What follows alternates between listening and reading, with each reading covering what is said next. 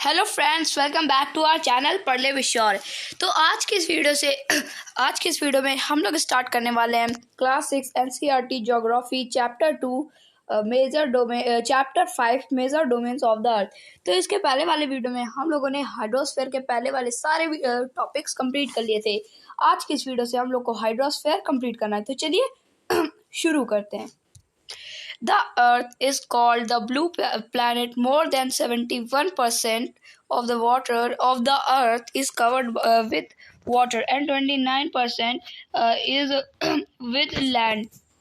Hydrosphere consists of water in all its forms, as running water in ocean and rivers, and in lakes, ice and glaciers. Underground water and the water vapor in atmosphere all comprise the hydrosphere. More than 97% of the Earth's water is found in the oceans and is too salty for human use. A large proportion of the rest of the water is in the form of ice sheets and glaciers, or under the ground, and a very small percentage is available as fresh water for humans use. Hence, despite being a blue planet, we face a shortage of water.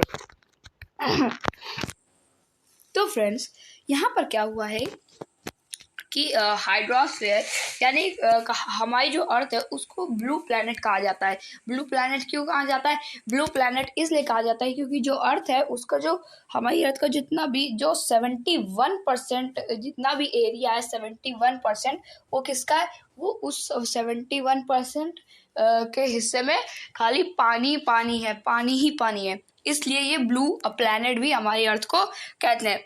और 29% इसमें land है, जिसमें कि 29% land में जिनसे लोग रह पाते हैं, मतलब कि जितना भी लैंड है हमारी अर्थ में वो सिर्फ 29% है।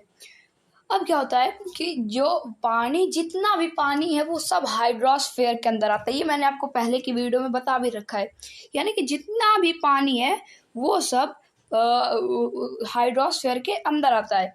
और खाली बाहर से जो हम लोग को दिख रहा है पानी वो नहीं, जैसे कि ये नदी का पानी और लेक का, पॉन्ड का, वेल का, रिवर का, कैनल का, और ये समुद्र का, ओशियन का, सीज का, कि जितना भी पानी है ना ये सब हाइड्रोस्फीयर के अंदर आता है। और ये वाला यही सिर्फ पानी नहीं, और जो पानी अंडरग्राउंड है यानी कि जमीन के अंदर भी पानी होता है ना, वो अंडरग्राउंड पानी भी हाइड्रोस्फीयर के अंदर आता है। और वो पानी भी जो कि वाटर वेपर जो एटमॉस्फेयर में जब बारिश होती है तब आता है पानी, वो भी हाइड्रोस्फीयर के अंदर है।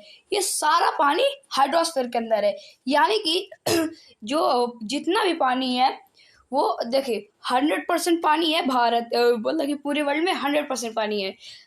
100% पानी में क्या है कि 97% वाला जो 97% यानी कि अर्थ में जितना भी पानी है उसका जो 97% पानी है वो वहाँ कहाँ मिलता है? वो सब मिलता है ये जो ओशियंस हैं, इतने सारे बड़े बड़े ओशियंस हैं, ये सब 97% ऑफ वाटर है कहाँ का? अर्थ का। और जो बाकी का 3% है वो कौन सा वाटर है? वो नदी का है, लेक का है, पॉन्ड का है, और वेल्स का है, कैनाल्स का है। ये सब 3% पानी आते हैं पूरे अर्थ का। और इसमें क्या है, अब देखो आप लोग सोचते होंगे कि हमारे अर्थ में इतना सारा पानी है कि 71% खाली पानी है और 29% लैंड है, तो पानी की कमी क्यों होती है? क्यों कहते हैं शॉर्टेज ऑफ वाटर? वो इसलिए कहते हैं क्योंकि जो पानी की कमी है वो इसलिए कहा जाता है क्योंकि 97% पानी जो कि ओशन में पाया जाता है, चलो तो पाते हैं, और जो 3% पानी है वो ये रिवर, कैनल्स, पॉन्ड्स, वेल्स, इनमें पाया जाता है। तो इसमें क्या होता है कि जितना भी 97% पानी जो कि ओशंस में पाया जाता है, सीज में पाया जाता है, ये सब सॉल्टी वाटर है। सलाइन वाटर, सॉल्टी वाटर मतलब कि खारा पानी। जो कि ह्यूमन के यूज़ के लिए है ही नहीं, मतलब कि ह्यूमन के यूज़ के लिए है ही नहीं वो सॉल्टी पानी, उसमें उसका ह्यूमन को यूज़ कर ही नहीं सकता। इसलिए पूरे वर्ल्ड में जितने भी लोग हैं वो अगर जब पानी पीते हैं तो वो 3% जो पानी है ना उन्हीं से पीते हैं। जो हमारी rivers, canals, wells, ponds, lakes इनमें है वो इनका पानी पीते हैं। मतलब कि इन्हीं का जो 3% वाटर है, पूरी अर्थ में 100% वाटर है, 100% वाटर में जो 97% वाटर है वो सॉल्टी वाटर है। उसका लोग उसका लोग क्या करेंगे, मतलब कि उसका लोग यूज़ ही नहीं कर सकते। और जो 3% वाटर है उसी से लोग, उसी पानी का वो लोग यूज़ करते हैं। अब आपको इधर दिखाता हूँ, एक डायग्राम बना होगा, इसे आप लोग देखिए। ये देखिए 97% बोल रहा था, 97.5% वाटर जितना भी है वो सब ओशियन में है, वो सब सलाइन वाटर है। और ये जो आप रेड में देख पा रहे हो ये कौन सा है, फ्रेश वाटर है। फ्रेश वाटर वो जो हम लोग अपने इस्तेमाल में यूज कर सके, वैसा वाटर कितना है 2.5%। यानी कि अब आपको पता चल रहा होगा कि क्यों हम लोग कहते हैं save water, save earth, save life, water is precious. Why is precious? Because क्योंकि जितना भी 97.5% वाटर है वो सब सॉल्टी है। खाली पीने के लिए कितना है 2.5% वाटर, और हम लोग इन्हीं को वेस्ट करते हैं। तो आपको समझ आएगा हाइड्रोस्फीयर के बारे में। ये देखिए, ये थोड़ा सा रफ डायग्राम दिया गया है सारे कॉन्टिनेंट्स का। अब आप इधर देखिए, ये जो ब्लॉक्स हैं ये सारे कॉन्टिनेंट्स हैं, और ये जो बिल्कुल स्काई ब्लू कलर में ये सब पानी है। इतना सारा पानी है जो कि हम लोग यूज ही नहीं कर सकते, और इनमें सुनामीज आती हैं और कितने लोगों की जानें जाती हैं। इसलिए और इससे ये पता है कि जो हमारी अर्थ है इसी 97.5% ऑफ वाटर की वजह से ही क्या दिखती है, ब्लू प्लैनेट दिखती है। और हम लोग इन पानी का कोई भी यूज नहीं कर सकते, इसलिए यहाँ पे शॉर्टेज ऑफ वाटर है। अब हमारा जो नेक्स्ट टॉपिक है वो क्या है, ओशियंस। तो चलिए इसे भी पढ़ते हैं। Oceans are the major part of the hydrosphere. They are interconnected. The ocean waters are always moving. The three chief movements of ocean's waters are the waves, the tides, and the ocean currents. The five major oceans are the Pacific Ocean, Atlantic Ocean, the Indian Ocean, the Southern Ocean, and the Arctic Ocean in order of their size. Figure 5.1. The Pacific Ocean is the largest ocean. It is spread over 1/3 of the Earth. Mariana Trench, the deepest part of the Earth, lies in the Pacific Ocean. The Pacific Ocean is almost circular in shape. Asia, Australia, North and South America surrounded it. Look at the map and find out the location of the continent around the Pacific Ocean. अब आप इधर समझिए कि जो oceans हैं ये एक बहुत ही मेजर पार्ट है किसका, हाइड्रोस्फीयर का। हाइड्रोस्फीयर इसको देख के थोड़ी ना कहते हैं कि 97% ये तो सॉल्टी वाटर है तो वाटर ही, तो ये हाइड्रोस्फीयर के अंदर आएगा। अब ये जो ओशियंस होते हैं ये बहुत ही मेजर पार्ट होते हैं किसके, हाइड्रोस्फीयर के। क्यों? क्योंकि इन्हीं में सबसे ज्यादा पानी होता है। और जो हमारी अर्थ है इसमें टोटल 5 मेजर ओशियंस हैं। ओशियंस बहुत बड़े समुद्र, 5 महासागर जिसे हिंदी में महासागर कहते हैं, 5 हैं मेजर, यानी कि 5 मेन महासागर हैं, ओशियंस है। उनके नाम है the Pacific ocean, the Atlantic ocean, the Indian ocean, और द साउदर्न ओशियन, और द आर्कटिक ओशियन।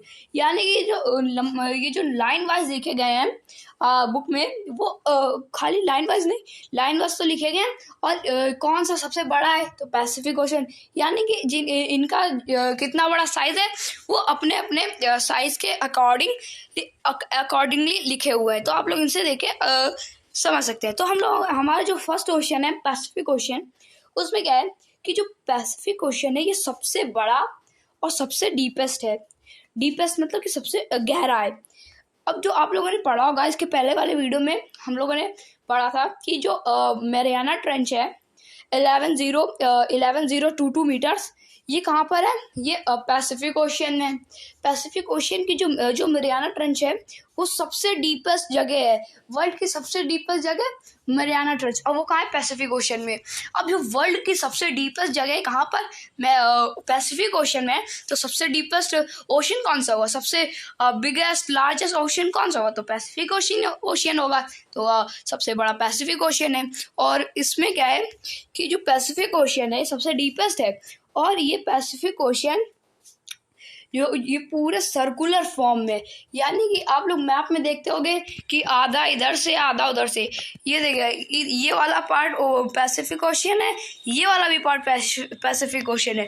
आप लोग कहते होंगे आधा मैप इधर से, आधा मैप में इधर पैसिफिक ओशियन, आधा मैप में इधर पैसिफिक ओशियन। तो क्या है कि पैसिफिक ओशियन जो हमारी अर्थ है वो तो सर्कुलर है या स्फेयर है। तो स्फेयर में क्या होता है कि वो तो समुद्र में सब जुड़ा हुआ है ना आपस में, इसलिए वो सर्कुलर फॉर्म में। और ये एशिया और ऑस्ट्रेलिया और नॉर्थ एंड साउथ अमेरिका के मतलब कि अगल बगल है, उनको उनके चारों तरफ है, मतलब कि उनके अगल बगल है एशिया और Australia, north America, south America. आप लोग उन कंट्रीज का मैप देखिएगा जिनके बगल में पैसिफिक ओशियन है। तो अब हम लोग जो पैसिफिक ओशियन था वो तो खत्म हो गया। अब हमारा जो अटलांटिक ओशियन है उसे कवर करते हैं। The Atlantic ocean is the second largest ocean in the world. It is S shaped. It is flanked by the north and south America on the western side and Europe and Africa on the eastern side. The coastline of Atlantic Ocean is highly intended. This irregular and intended coastline provide ideal location for natural harbors and ports. From the point of view of commerce, it is the busiest ocean. अब आप समझिए इधर कि क्या कि जो Atlantic ocean है ये सेकंड सबसे लार्जेस्ट ओशियन है वर्ल्ड का, सेकंड सबसे बड़ा ओशियन है वर्ल्ड का। और इसमें क्या है कि इसकी जो अब आपको बताया था कि जो पैसिफिक ओशियन है उसकी शेप कैसी है? सर्कुलर है, मतलब पूरा सर्कल है। और जो ये है हमारा अटलांटिक ओशियन, इसकी शेप कैसे? इसकी शेप एस टाइप की है, एस, यानी कि इसका हल्का हल्का सा शेप देखिएगा आप मैप में, वो एस टाइप के जैसे लगे, बिल्कुल मतलब कि एस जैसे लगे, जैसे एस लिखा हो, ऐसे इसका शेप है। और क्या है कि यहाँ पर बहुत सारे पोर्ट्स भी हैं, मतलब कि जो कंट्रीज इनके बॉर्डर में है वहाँ पे कई सारे पोर्ट्स लगे हुए हैं, मतलब कि एयरपोर्ट्स है, शिप पोर्ट्स हैं, ऐसे बहुत सारे पोर्ट्स हैं। तो इससे क्या है, अगर कॉमर्स की लैंग्वेज में समझें तो ये जो अटलांटिक ओशन है ये वर्ल्ड का सबसे बिजिएस्ट ओशन है। यहाँ पे सबसे ज़्यादा व्यापार होते हैं, यानी इस शिप से माल आ रहा है, यहाँ से वहाँ जा रहा है, वहाँ से यहाँ आ रहा है, यहाँ से फिर वहाँ जाएगा, ऐसे इस तरह से जो हमारा ये अटलांटिक ओशन है ये सबसे ज़्यादा बिजिएस्ट ओशन है वर्ल्ड का। अब हमारा जो थर्ड ओशन है वो है the Indian ocean. The Indian ocean is the only ocean named after a country that is India. The shape of India is almost triangular. In the north it is bound by Asia, in the west by Africa, and in the east by Australia. अब आप समझिए Indian ocean को। अब आप समझिए जो भारत है, भारत के ठीक नीचे कौन सा ओशन है? The Indian ocean. Indian ocean भी एक महासागर है।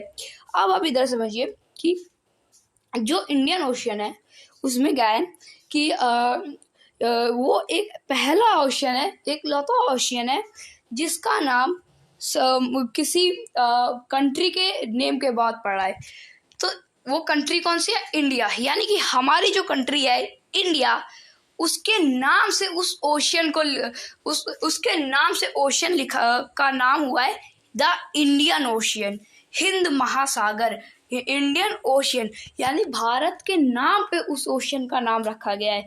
और क्या है कि ये जो इंडियन ओशियन है ये ट्रायंगुलर शेप में, यानी आप लोगों ने पहले पैसिफिक ओशियन का शेप देखा होगा, वो कैसा है, सर्कुलर। फिर आप लोगों ने अटलांटिक ओशियन का देखा होगा, वो कैसा है, एस शेप है उसका।